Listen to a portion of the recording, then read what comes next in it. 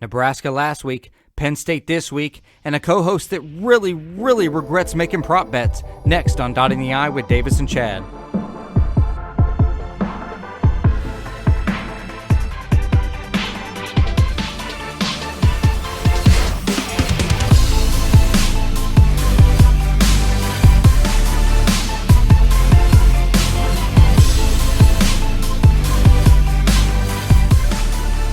All right, what's up, Buckeye Nation, and welcome to Dotting the I with Davis and Chad. Wow, what a week we had last week. This week, we're looking forward to our first night game at Penn State. I'm pretty pumped up, man. What about you? Oh, yeah. This is probably arguably going to be the biggest game that we have all season, barring the team up north. And definitely, getting through this game, the only thing that we're going to have to avoid at that point is the virus itself. But before we go any further, don't try to skate free from this. I'm pretty sure you owe me a speech because we had our prop bet last week. And of course we made 3 prop bets and you only won one of them and I won 2, which means I'm the winner, you're the loser, and you have like a heartfelt speech about how awesome I am and how much of a loser you are that I need to hear right now. So for those of you who don't know, we made 3 prop bets and we do this every game.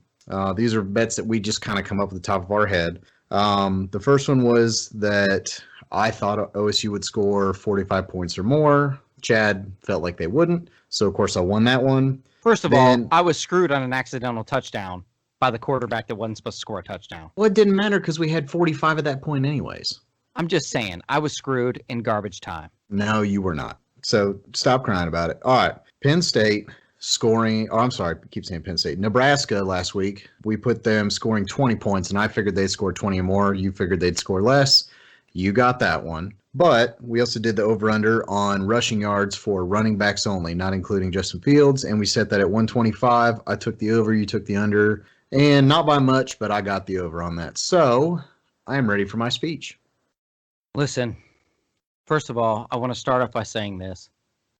I feel like I was robbed by a sweet old lady on a motorized cart.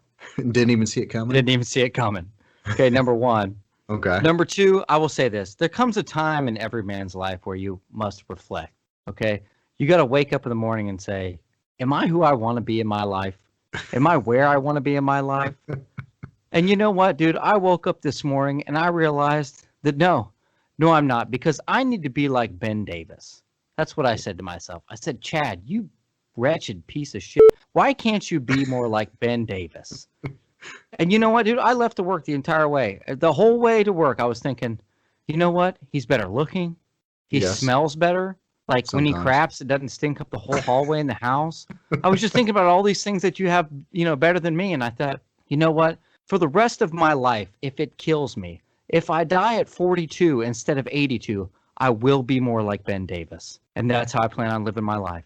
Wow, that was a little bit stalkerish, kind of. That was the biggest little horse shit I've ever said in my life. I'm pissed. I lost and it's bullshit. It doesn't matter because the bet's a bet, and you know what? This is recorded, so for the rest of our lives, I don't care if the rest of my life is crap moving on. I can always go back to that little 15, 20-second section of this podcast, and I can live happily. So, oh my gosh. Hey, if you want to avoid it, all you got to do is make smarter prop bets. I've been telling myself that for years, but somehow I just always find a way to just screw it up somehow. You know what I mean? And I really thought I had you. I really did. I thought I had you for a while. I was a little bit nervous, but, to be honest, every single one of our bets were pretty close, which means we picked some pretty good prop bets in there because nothing was a complete, like it was already done deal by halftime. Like if it went into the fourth quarter, it could have went either way on any of our bets. So we actually made a really good bet. All right. Since we're talking about it, man, tell me what you thought of the game, dude. Tell me, what's your first instinct on offense, on defense? What'd you think? Well, I've had some time to reflect, and I have kind of 2 different feelings. My immediate feeling was, man, that was sloppy. Yes, we did win by 35 points, but we kind of made some adjustments and we looked a lot better in the second half. But both lines struggled. I feel like we didn't pressure the quarterback as much as I would have liked to have seen. But of course, we lost Chase Young, so I can understand that can be difficult. But I kind of, as the week's gone on, and I'm a sucker for it too. I'll go back and I'll watch some highlights and I'll really try to, kind of view it again, maybe a little more unbiasedly. And I think you could just see that, this is the first time they're playing full speed, and actually hitting someone and trying to, do damage. So it took some time to get maybe away from that practice speed and that practice mindset and, maybe get hit in the mouth a few times and, Well, we certainly did, start man. playing. Nebraska came to hit. I'll give them that. Yeah, they did. They were laying some wood out there. They were almost headhunting at one point. I mean, whether they got the targeting call or not, there was at least 4 or 5 different ones that they even had to go to replay on. So let's start here. What'd you think about the offense, the Justin Fields attack? Justin Fields is going to be Justin Fields. He looks great. He worries me when he's running a little bit, and I'd like to see less of that, just not because he's effective, but because he's so important to the team. But offensively, I think the running game is going to find their stride. It's not going to be J.K. Dobbins. It's not going to be Ezekiel Elliott, but it doesn't have to be when you have someone as elite as Justin Fields in our passing game and our receivers. They just need to be good, not great or elite. They just need to be good. I don't know, man. I'm not ready to hit the eject button. I'm not ready to bail out on the whole thing. But I will say this, man. I really wasn't overly impressed with any of them. I really wasn't. I don't. Running backs? Yeah, I really wasn't. I mean, was it average? Sure, it was average. I mean, listen, I can understand, but I don't care what kind of running back you have. If all of the gaps are filled because they're stacking 8 in the box, which that's one thing I realized when I went back and watched, is Nebraska made a concerted effort to stop the running game. They kept stacking the box, kept bringing these blitzes, and there wasn't a lot of holes in there. What they did when they started to open the run game up a little bit more in late second quarter and the second half is they would run it out of like a trips formation where they would, run to the weak side. So therefore they would have a better numbers. And then that's when we started seeing runs for 8 yards, run for 10 yards, run for 12 yards. Schematically, they're going to have to be a little bit more smart with how they do the run game. They can't, just call up a run play and we got, big brutes in there and they're going to, I don't care how good a running game you have. If you have a team that's constantly stacking the box, run games are not fit to be successful when you're completely outnumbered every time. I see that changing because some of these other teams, are going to have to, it's like the whole thing like, okay, let's let Justin Fields, beat us with his arm, not let, have the team beat us on the ground. But the problem is Justin Fields can beat you with his arm. So then they're going to have to get away from stacking the box and drop more people into coverage. And then that's going to open up things for the run game. So I think it's going to improve. And I think don't look too much into the first week. Yeah, I mean, I'm not, like I said, I'm not ready to bail. I'm not ready to jump ship. But I will say that I really wasn't, like I said, that impressed with it. And it has nothing to do with how many yards we gained or what kind of defense they were running. It has to do with the backs that I saw out there, their explosiveness and the things that they were doing physically. I just really wasn't that impressed with. To be totally honest, I don't know if we have a number one guy out there yet. Now, it's a really small sample size. We've got 1 week. We've got Penn State this week at night. I think Ohio State's going to make a lot of adjustments. I think they worked really hard in practice. As a matter of fact, I know they did because I've been listening to, everybody that's talking about Ohio State football, period, in Columbus. Right. And I know they had a really good week in practice. And, I know things are going to change, and it's week 1. I'm not ready to pull the plug. But, like I said, I just really wasn't that impressed, man. I would like to see something more. I really don't know right now between those 3. I think week 1 caused more confusion for me than anything else. Yeah, I'm in a similar boat, but again, I think just the sample size was so small. Even though Trey Sermon's played for years in Oklahoma, I mean the defenses he was seeing in the Big 12 are different than the defenses he's going to see in the Big 10. Boy, he just looks like he has no breakaway speed. Well, he didn't get a chance to get in the open field much either. So I mean, I think. Do I agree our run game is not going to be as good as it has been in the last few years? Yeah. But again, I don't think it has to be because Justin Fields and the wide receiving core is going to be so good. We're going to be all right. Oh, I'm not saying we're not going to be all right. I just don't think we have a consensus number 1 running back. That's where I'm at. And I don't think, and I think you could tell that by the fact that, I mean, be honest, in a Big Ten game, and I know it's weird because of COVID and all that stuff. When was the last time we played 3 backs in a game? Well, I mean, the other back came in. Well, actually, we had like 4 or 5 running backs that actually got yards in that game. We even had one. Go ahead. I think he really doesn't know. I just think Ryan Day. I think they don't know. They don't know. They probably don't. They probably don't. I mean, they didn't even have as much of an off season that you would like to have to even establish. Plus, Master Teague had been injured a lot of this time. So now that he's coming back in, maybe he's rusty just because he's still coming back from that injury. Even though he may be close to 100% physically, mentally it takes you some time to get readjusted back to the game. Yeah, I mean, I agree. I'm not a Master Teague guy. You know that. I think he's a big bowling ball, 3 yards in a cloud of dust kind of guy. I don't think he has very many moves, and I don't think he's very good horizontally. Just a vertical runner. So I'm really not impressed with him. I was really looking for something else from someone else. It's kind of where I'm at.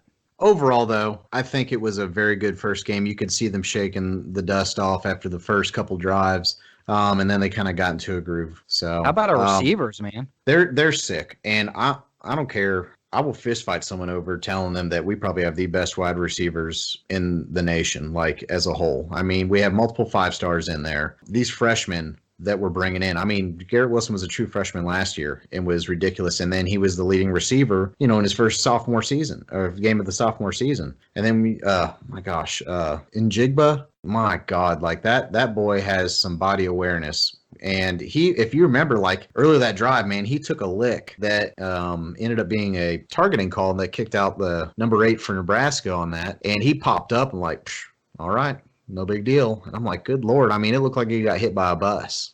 And he got up and later that drive made that catch. And it's unreal, the athleticism that we have at wide receiver. Like it's stupid how good we are. I agree, man. And you know what? I was pretty excited to hear that Chris Olave is a go for the week. He got shell shocked in that hit. And honestly, those are the kind that worry me. Not even as much the like the helmet to helmet contact, but when your head gets squished like that and there's nowhere to go, that always kind of worries me, that impact. But I'm glad to hear that he's up and running for this week and he'll be back out on the field. But dude, I think our offense is it's unreal, man. I really think we can pretty much do whatever we want to do through the air and through Justin Fields. We get the running game intact, and I think we'll be just a 3-headed monster.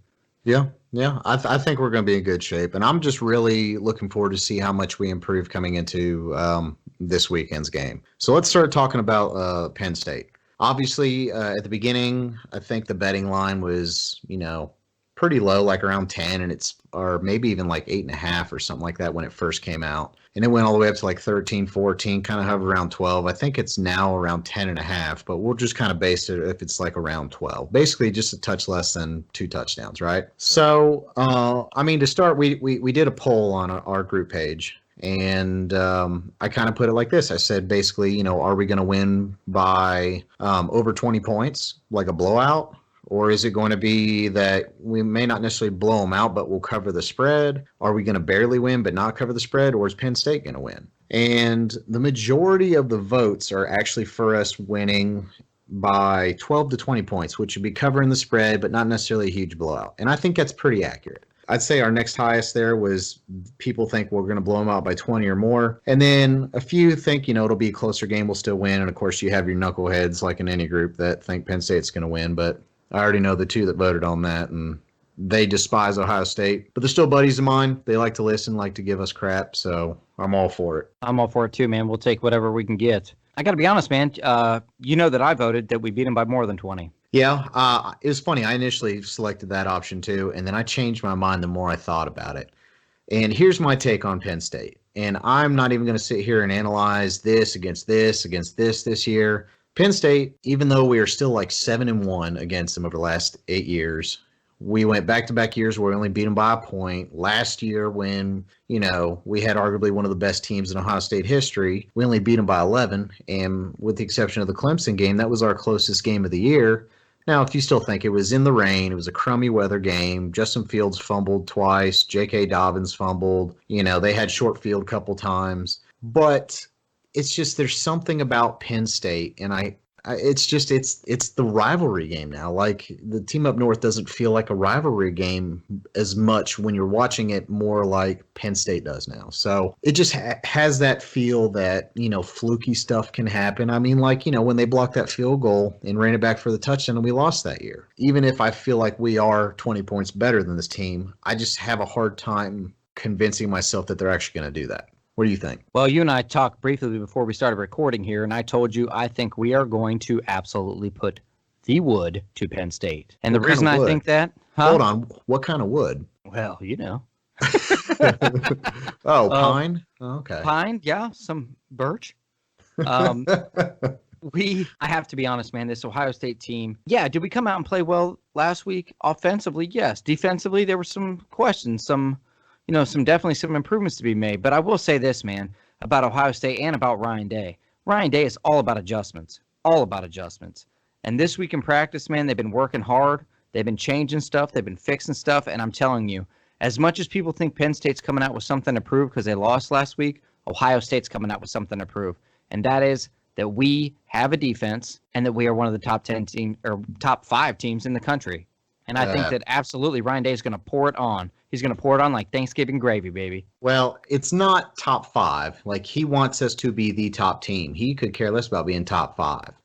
And you said something that I think it's understated so much. Ryan Day is so good at in-game adjustments that, how many times that I always keep going back to JT Barrett, it was so predictable and it wouldn't work. And they keep doing it and they keep doing it. I'm like, what are they doing? And you could clearly see that, when something's getting not working, or if they see something they can exploit within a series or two, you see us march right down the field like it's nothing. Like, where was that team before? And that's not necessarily because, we did anything better than we did the first time, but he's seeing things, and there's a reason why Urban raved on him so much, even leading up to him being named the head coach in the first place. So I think that gets understated a lot, is how good Ryan Day is. And like I said, we've had our conversations about Ryan Day, so you know where I stood, but I'm a believer. I'm all in. I'm all in. You on weren't Ryan at Day. first. You weren't I surely at first. was not. You were like, I was an urban guy. Well, I'm an urban guy too, but at the same time, like, I kind of saw everything through the window dressing of, hey, they were grooming him. They knew he was legit. This was going to be something that was going to be a done deal. It just happened sooner than maybe expected. There's a reason why they gave him his pay raise when he was offensive coordinator to keep him from leaving and all this other stuff. Like, they knew this was going to happen. So I saw this coming a mile away. And again, it's another situation where Davis is right and Chad isn't. I'm not going to get into this now. Listen, I'm still. This could be a whole show. That speech. I'm still living high off that speech. I mean, I don't even know if I'm going to go to bed tonight. Like, I'm so excited. It was a lie. It's not a lie. It was from the heart. I felt it. It was legit. Yeah. All right. Well, how about some prop bets for this week? Okay, so we're going to do 3 prop bets, and then we'll give. I must redeem myself. We'll give our prediction. Okay. Let's go ahead and do another OSU scoring points. Okay. Okay. And I think I have a pretty good idea where you're going to lie with this, because you're more in the realm of us blowing them out, and I'm feeling like it's going to be maybe sneaky close a little bit. So OSU scores 42 points. 42 points. That's over under. 42 or more. So if you take the over, I'll even give you the 42. I'm taking the over. Okay, I'm taking the under. Not that I don't think we can. I don't think we've scored over 39 points against Penn State in the last 4 or 5 years, to be honest with you. Well, 2020 is a jacked up year, buddy. So here we go. Put on your seatbelt. I hope I'm wrong, but I hope you're wrong too. But I'll be honest. I think I'm thinking we're gonna hover somewhere closer to like 38 points, 35, 38 in that range. So that'll be an interesting one to see too, because I can see it your way. I just have this feeling, man. When I woke up feeling like Ben Davis, I thought, we're just going to demolish Penn State. That's what I thought. See, that's not fair. Now I'm betting against me. How can I win this? This was my plan all along. Okay, just Okay. Okay, so second bet. What we got? I think we talked. Let's do Justin Fields passing yards. And he threw for 276 last week against Nebraska. Real nice balanced attack, yeah. Mm-hmm. We are playing a better defense, so I went ahead and just said, do you think he'll do pass for more yards than he did last week? And we'll set it at 275. And I believe I'm taking the under. Taking the under, huh? Mm-hmm. Well, I'm telling you what, dude, I'm going all out in this episode. I'm going in line with the blowout. I'm going in line with everything. I'm taking the over. I mean, again, I hope you're right. And it's not that I'm rooting for it. I just, he got pretty much whatever he wanted against Nebraska. I think it's going to be a lot more difficult and a lot more short passes, and we're going to have to hope to have good blocking, Listen, man, have you ever watched Animal Planet? Oh, my God, where are we going with this? Listen to me. Have you ever watched Animal Planet? When I was 13, maybe. Okay. Well, I want to talk to you about someone that's the king of the jungle named the lion, okay? When the lion sees what he wants, does he ask for it? Does he take what you give him? No. He goes out and takes it. He finds something in the wood, he bites it on the neck, and he takes it down. And that's Justin Fields this week. He's going to take it. 300 yards through the air plus. Mark it down.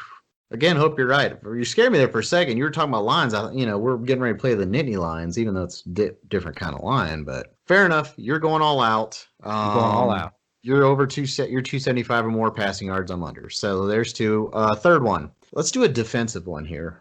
Last week, I think Penn State passed for like almost 240 yards. I just have a feeling that they're a lot more capable. They have their real good tight end Fryermuth and some other speedy wide receivers that I think they're going to be at least good with their passing game against us, especially between the 20s. So I'm going to set it at Penn State passing yards at 225, and No I'm way. going above. I'm going higher. No way. You You have little faith, sir. It's not faith. It's just, man, these Penn State games have been, nerve-wracking to say the least over the last handful of years. So I'm kind of like programmed to think we're going to get something very similar again. So, Well, I want you to know that I'm texting Kerry Combs right now, and I'm going to tell him what you said.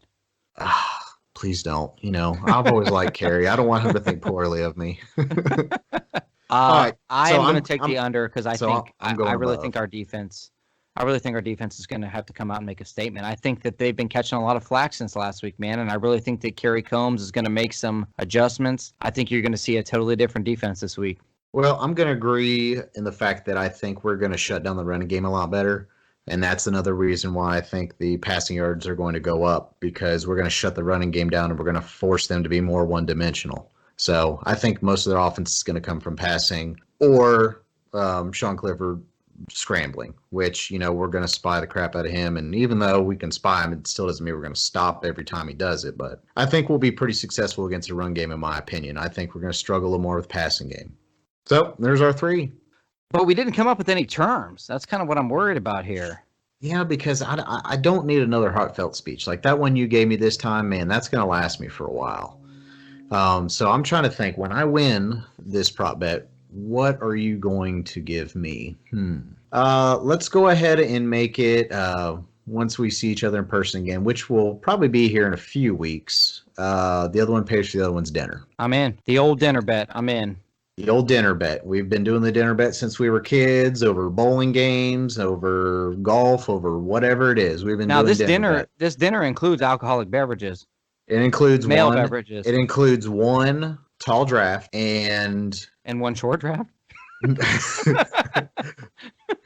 one tall draft. And if you're going to get a steak, you cannot go all out and get the $25 steak. Oh no. Dinner is dinner, sir. Well, then I'm Dinner taking is you. dinner. If I lose, I'm taking you to McDonald's. Do not order 165 chicken nuggets either, because I Listen, know better than that. yeah, I've been known to push the boundaries for sure. Well, that All sounds right, good, man. Dinner bet. Dinner bet. All right, give me your score prediction then. And I kind of already know where you're coming from, but give me your score prediction. I'm gonna write them down too, because believe it or not, our score predictions were really close on the Nebraska game. We were within total of 7 or 8 points on both of ours. I think you were like 42-17, and I was I think 56-24. So we were actually pretty darn close. So I think we're a lot further apart on this game. I am going to go 48-21 Bucks. Okay, that's not as much as I thought you were gonna go, but Well, I'm not- let me be clear on that. That's 48-21 as the final score, but when the game is actually over, it'll be because of garbage time that they have 21. okay. I'm 38-24. So I am covering the spread. I don't think it's a 20-point win. I kind of think it's going to be moderately close. I think we'll stay just a touch up most of the way, and I think maybe a little bit in the second half we start to pull away a little, but I think we win by 2 touchdowns. Nice. Okay. Well, you're wrong, but I do appreciate your opinion. Well, we'll just have to wait and see. All right. Well, either way, I think it's going to be a great game tomorrow night. Happy Valley at night. And it's the first night game, man. I'm super excited about that. Let's wrap it up. Davis, tell them where they can find us. All right. As always, we're on YouTube.